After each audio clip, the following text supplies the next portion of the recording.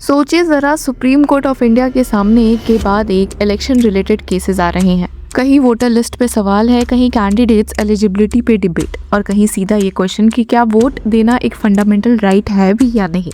और इसी बीच एक ऐसा स्टेटमेंट आता है जो सीधा आम वोटर्स के दिल तक चुभ जा सकता है। कोर्ट कहता है कि it is well settled that neither the right to vote nor the right to contest an election is the fundamental right. अब सवाल ये उठता है कि अगर वोट देना फंडामेंटल राइट नहीं है तो इलेक्शन प्रोसेस के दौरान वोटर्स की प्रोटेक्शन का क्या होगा। क्या ये स्टैंड इनडायरेक्टली वोटर्स के खिलाफ जा सकता है? और क्यों कुछ लोग कह रहे हैं कि सुप्रीम कोर्ट वोटर्स को प्रोटेक्ट नहीं कर रहे, आज के इस वीडियो में हम समझते हैं। Hello Law lovers and justice seekers, welcome to Law Chakra. हम आपके लिए लेकर आए हैं कुछ बहुत ही exclusive. Introducing Law Chakra prime membership, जो आपको देगा exclusive access like never before. बनिए लॉ चक्रा की प्राइम मेंबर और अनलॉक कीजिए full potential of legal knowledge. अभी ज्वाइन कीजिए। अभी जो सबसे फ्रेश कंट्रोवर्सी चल रही है वो वेस्ट बंगाल इलेक्शन से जुड़ी है। इलेक्शन कमीशन ऑफ इंडिया ने 9 अप्रैल को इलेक्टोरल रोल फ्रीज कर दिया। मतलब जो लिस्ट फाइनल हो गई। उसके बाद अगर किसी का नाम हटा दिया गया है तो उसे दोबारा ऐड नहीं किया जा सकता इस इलेक्शन के लिए। अब एक टेक्निकल स्टेप लग सकता है, लेकिन ग्राउंड रियलिटी में इसका इम्पैक्ट बहुत बड़ा है, क्योंकि रिपोर्ट्स के अकॉर्डिंग लाखों लोगों के नाम लिस्ट से हटा दिए गए हैं और उनमें से कई लोग अभी भी अपील प्रोसेस में हैं। अब जब ये मैटर सुप्रीम कोर्ट के सामने आया तो बेंच में सीजे सूर्यकांत, जस्टिस जॉय माल्या बागची और विपुल एम पंचोली थे, और लॉयर्स ने अर्जेंट हियरिंग की डिमांड की। बोला कि many appeals against deletions are still pending and the poll panel has frozen the rules.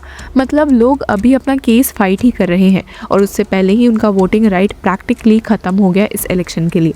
अब ईसीआई की तरफ से अपीयर हुए सीनियर एडवोकेट टीएस नायडू ने कहा कि the freezing date was April 9 and after that none will be considered. मतलब एक स्ट्रिक्ट कट ऑफ है जिसके बाद कोई इंक्लूजन नहीं होगा। साथ ही उन्होंने ये भी आर्ग्यू किया कि right to vote remains, these appellants are similarly situated like others whose appeals were allowed. यहाँ वो ये कह रहे थे कि सिस्टम ने ऑलरेडी कुछ लोगों को रिलीफ दिया है और ये लोग भी उसी कैटेगरी में हैं। अब बेंच से एक इंपॉर्टेंट ऑब्जर्वेशन आया जस्टिस जॉय माल्या बागची की तरफ से। उन्होंने कहा कि there is a cut off line with respect to an election and underlying is a constitutional right to be on the electoral roll and to vote in further election that is much higher and permanent. इसका मतलब court एक balance ढूंढ रहा है between election deadline और long term voter rights. अब यहाँ पे सीजे सूर्यकांत ने भी क्लैरिफाई किया कि the person is not being deprived permanently. मतलब कोर्ट का ये व्यू है कि एक टेम्परेरी इशू है, परमानेंट डिसएनफ्रेंचाइजमेंट नहीं। अब इसी बैकड्रॉप में एक और इम्पॉर्टेंट जजमेंट आता है, जहां बेंच में जस्टिस बीवी नागरत्ना और आर महादेवन मौजूद है।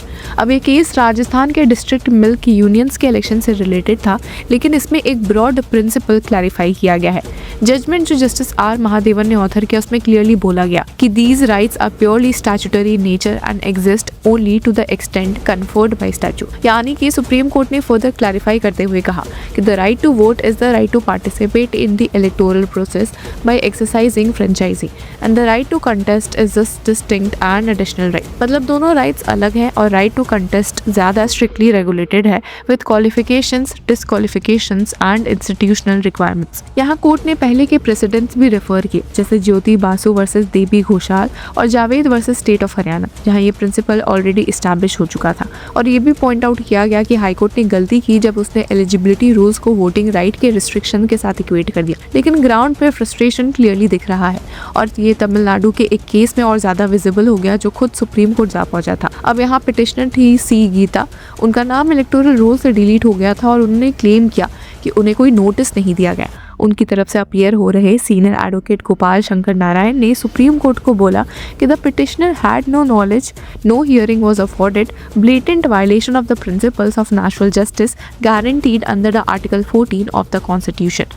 अब ये एक स्ट्रॉन्ग एलिगेशन था, लेकिन ईसीआई की तरफ से सीनियर एडवोकेट टीएस नायडू ने रिस्पॉन्ड किया और कहा कि it is too late in the day. मतलब इलेक्शन प्रोसेस इतना आगे बढ़ चुका है कि अब इंटरवेंशन पॉसिबल नहीं है। अब यहाँ एक और हीटेड मोमेंट आया जब सीनियर एडवोकेट गोपाल ने पूछा कि why does the ECI want to exclude people. उन्होंने ये भी हाईलाइट किया कि पिटिशनर के पास पासपोर्ट जैसे डॉक्यूमेंट्स हैं जो सिटीजनशिप प्रूफ करते हैं।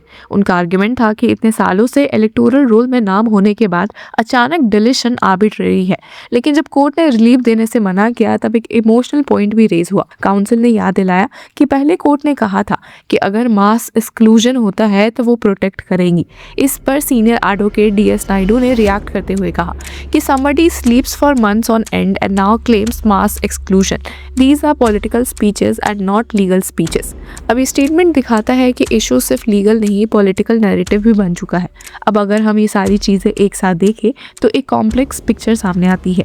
एक तरफ supreme court of India clearly कह रही है कि वोटिंग फंडामेंटल राइट नहीं है बल्कि स्टैट्यूटरी राइट है। दूसरी तरफ ग्राउंड पे ऐसे केसेस आ रहे हैं जहां लोग कह रहे हैं कि उन्हें बिना नोटिस के लिस्ट से हटा दिया गया, उन्हें सुना नहीं गया और उनका वोट इफेक्टिवली छीन गया इस इलेक्शन के लिए। यहीं से परसेप्शन का गैप क्रिएट होता है। लीगली कोर्ट सही हो सकती है, लेकिन आम वोटर के लिए ये एक इमोशनल और प्रैक्टिकल इशू है। जब किसी का नाम लिस्ट से हटा दिया जाता है तो उसे लगता है कि उसकी वॉइस सप्रेस हो गई है। चाहे कोर्ट बोले कि the person is not being deprived permanently, लेकिन उस स्पेसिफिक इलेक्शन के लिए तो वो डिप्राइव्ड ही है। और इसीलिए पॉलिटिकल पार्टीज जैसे communist party of India, Marxist भी मास डिसएनफ्रेंचाइजमेंट का इशू रेस कर रही है। उनका कहना है कि जब लाखों लोग एक साथ एक्सक्लूड हो रहे हैं तो ये सिर्फ एडमिनिस्ट्रेटिव इशू नहीं, डेमोक्रेटिक कंसर्न है। दूसरी तरफ कोर्ट और इलेक्शन कमीशन ऑफ इंडिया का भी एक वैलिड कंसर्न है। इलेक्शंस एक टाइम बाउंड प्रोसेस है।